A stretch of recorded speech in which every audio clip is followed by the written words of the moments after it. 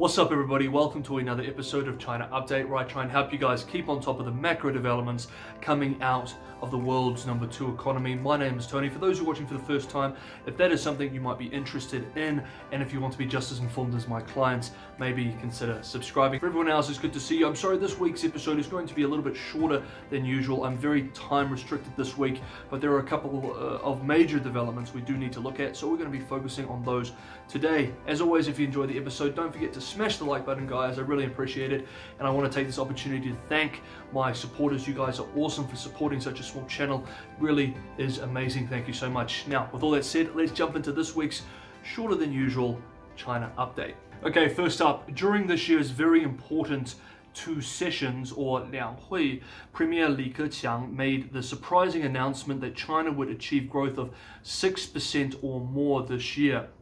This was surprising to many domestic and international analysts for two reasons.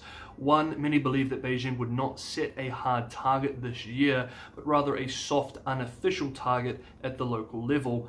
And two, some expected growth as high as 8% and others as high as 10% to be targeted by Beijing. The usually conservative International Monetary Fund, IMF, for example, as late as January, reduced its forecast for 2021 PRC growth from 8.2% to 7.9%, so much higher than the 6% set by Li Keqiang. One person who has consistently argued, however, that growth in the PRC this year wouldn't be that high is someone who I've quoted on here several times before, Professor of Finance at my alma mater, Peking University, Michael Pettis. I'll let him explain himself why he was right when so many were incorrect on this point. He said, quote, "Because we have to see fixed asset investment and infrastructure and real estate development as the residual Beijing uses to meet politically motivated growth targets.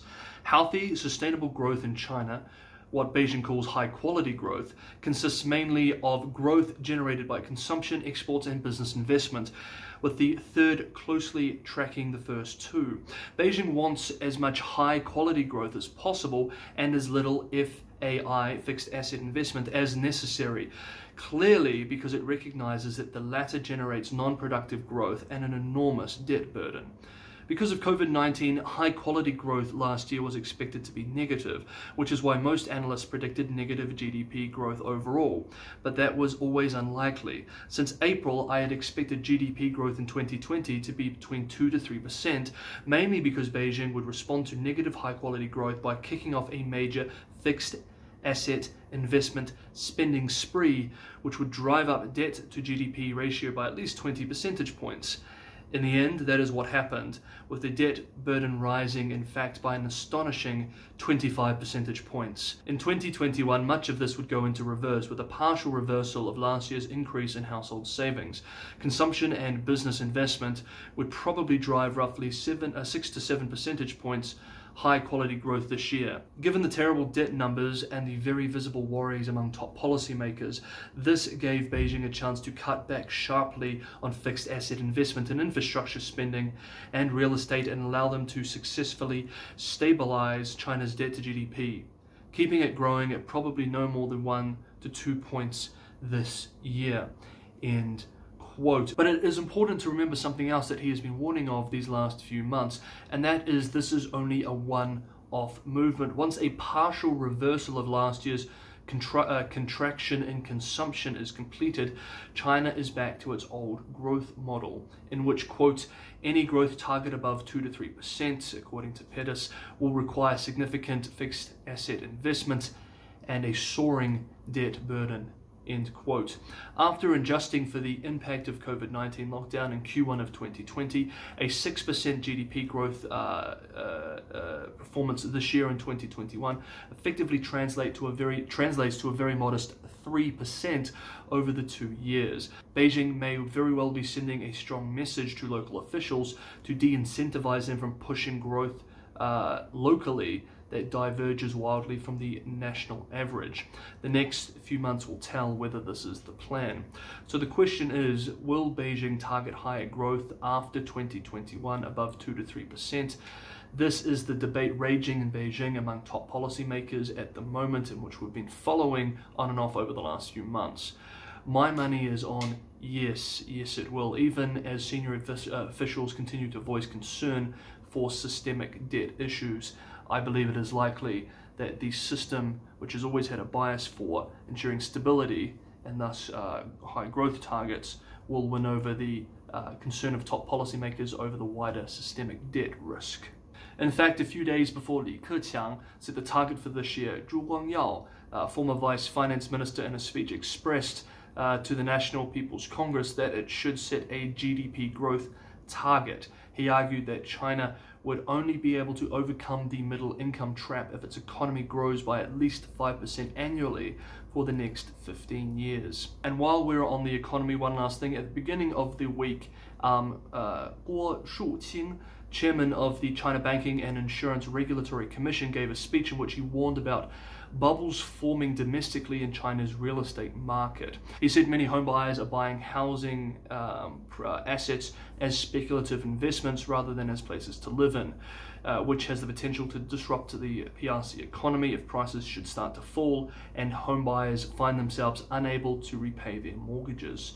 And again, while we're on economic matters, one last little factoid here. The US wasn't the only country that saw its billionaires' wealth increase in 2020. According to the newly released 2021 China Global Rich List, China has outpaced the United States to become the first country in the world with more than 1,000 US dollar billionaires. China now has 1,058 billionaires, an increase of 259 billionaires from last year. US billionaires, however, still have much more total wealth than PRC billionaires. On Monday, the National Security Commission on Artificial Intelligence, led by former Google chairman Eric Schmidt, recommended to Congress that it tighten chip-making technology, quote-unquote, choke points in order to, quote, prevent China from overtaking the United States in semiconductors in the coming years, end quote. The Commission stressed clamping down on China's ability to produce manufacturing equipment needed to make advanced computing chips, and that the tech struggle between the US and China, quote, boils down to semiconductors, end quote. The report made several recommendations. These included: 1. The United States coordinate with countries to create a policy of presumptive denial for export licenses of advanced chip-making tools to China. 2. Formalizing the informal practice of limiting China's semiconductor industry to 2 generations behind the United States into formal US policy. 3. Promote semiconductor manufacturing in the US. 4. A 40% investment tax credit for semiconductor tools. And 5. $35 billion in grants for funding for chip plants and research. Some of the recommendations in the report may find a sympathetic ear in the Biden White House, with President Joe Biden pledging to support $37 billion in chip industry measures the week before the release of this report. Meanwhile, the People's Republic of China is acutely aware that the next tech war will likely be fought in the semiconductor manufacturing space, and appears to be willing to spend trillions of RMB in the following decade on the effort. The day after the Congress report, Zhao Huan, chairman of the China Development Bank, told a press conference full of reporters, quote, "We are selecting 100 leading companies in the field of technological innovation and 1,000 firms along the upstream and downstream industrial chains, and will offer them special financial services support. This year we plan to arrange loans of more than 400 billion yuan for strategic emerging industries and advanced manufacturing," end quote.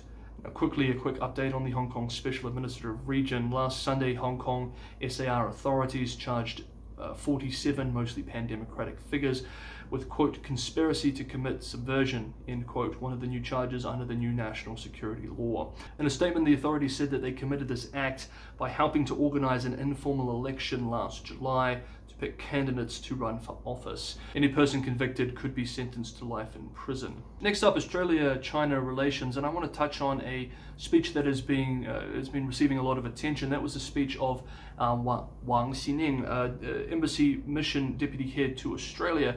The speech was made by him at a Chinese New Year gala dinner in Australia. Interestingly, while the speech was made in English and was very sharp in English, the Chinese translation on the embassy website adopted even stronger language and added the word scum.